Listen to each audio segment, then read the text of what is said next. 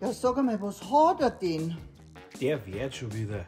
Ja, aber der hat gerade noch einen Pinsel weggelegt und schon ist er da geflaggt. Ja, das kriegen wir schon wieder. Der hat nur einen LKS-Mangel. LKS-Mangel?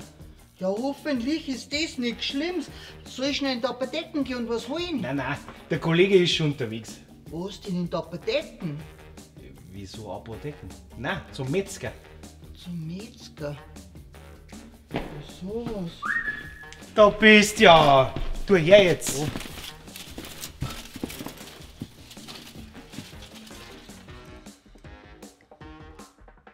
Was? Und Sie meinen, das hilft? Ja, das werden Sie gleich sehen.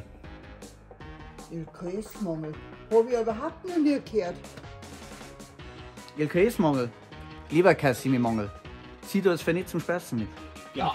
Und warum hast du dann gerade eine mitgebracht, du Zipfel? Möchtest du, dass ich als nächstes da liege oder was? Ja! Wenn es pressiert hat, dann hab ich mal gedacht, dass... Ach, an nix hast du gedacht. Jetzt gehst du mir um und holst für jeden einmal 2 LKS. Ist das klar? Ja, ist schon gut. Ob das klar ist? Ja, ich geh ja schon.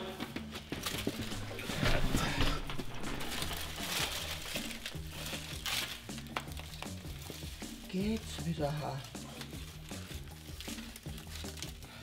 Jetzt meine ich, jetzt hättest du mich fast gehabt. Ja, Wahnsinn. Knappe Geschichte. Ha.